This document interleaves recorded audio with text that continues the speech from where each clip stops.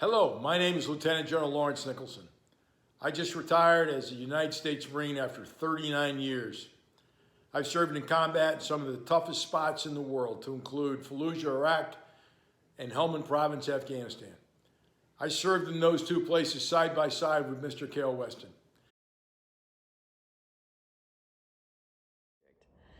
I've known Kael throughout his 11 years in the State Department and worked very closely with him in the UN Security Council to hold dictators and despots accountable. He took on one of the hardest jobs in Iraq, being the political advisor to the Marines, the only political advisor to the Marines in Al Anbar province, one of the most violent areas in Iraq. It was extremely dangerous, and he had several friends that died from bullets and bombs. And in fact, he almost died a dozen times or more.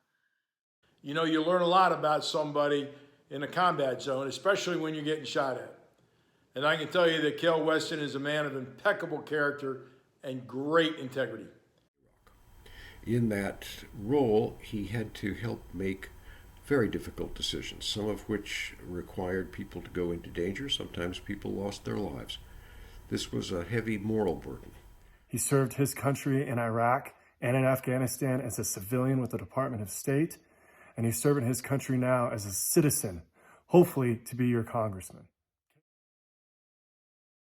And Kael always liked to say that wars were not just fought on the battlefield, but they were fought in families, they were fought inside people's homes, they were fought in communities. He knows how to bridge divides, not to build walls. He knows how to bring people together. And that's what we need at this difficult time in our country. When he's a strong diplomat, he knows how to create the relation in between the people of Afghanistan and the people of the United States of America. I can tell you that Kael Weston is a problem solver. He reaches out to all sides, he builds consensus, and he was a great asset to our team in the combat zone. Even on issues that we maybe disagree, as I'm a little bit more conservative, and I guess that's what really draws me to Kael and his cause of running for Congress, is the sense that he wants to hear both sides of the story. He wants to hear other people's opinions. And Kael was always the one to bring in interests and voices that didn't usually get heard.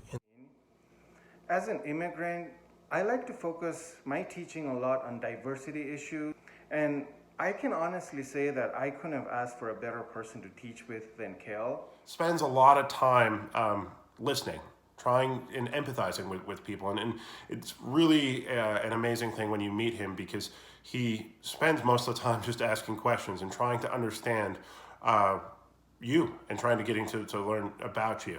And I found it surprising that here was a book that was ostensibly to be a memoir at one point, but all Kael really cared about was other people.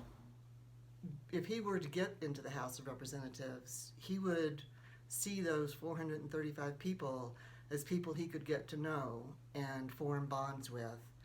I'm speaking through cyberspace and into your homes in order to say that Kael's humility and appreciation for different voices, his willingness to listen, is what makes him the exact person we need in politics right now.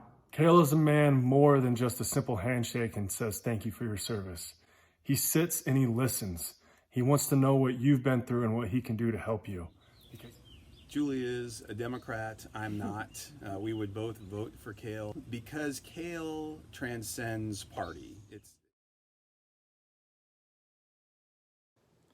I know today, our nation, we are looking for leaders like Kael Weston to be able to head to Washington and work in the halls of Congress, where ideologies fade into the reality of having to work with the other side.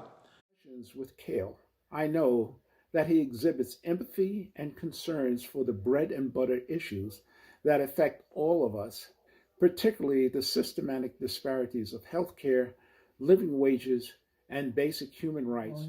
One theme that's been consistent as long as I've known him, and that's his deep love and commitment to Utah. Kael is absolutely someone who leads from the front. He has a whole lifetime of sacrifice on the front lines, the literal front lines. Is for that same reason. He listens.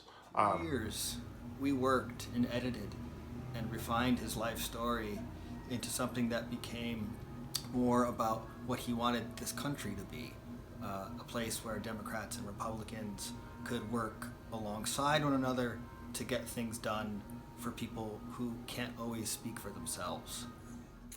Kael loves Utah and he lives to serve. He thrives on human connection above all else. I know that his limited ability to shake your hands and to hear your stories due to COVID-19 is something that he considers a personal loss. But at the end of the day, the thing that matters most to me is that Kael is a good man. Whether you are a Democrat, a Republican, or an independent, Kael wants to know you, wants to serve you, and wants to represent you. I know what Kael believes in. I know what he stands for. And I can tell you that he is precisely and exactly the type of young American we need fighting once again, this time in the halls of Congress, for the citizens that he represents. Thank you, and may God bless all of us during this period of great national crisis. Semper Fidelis.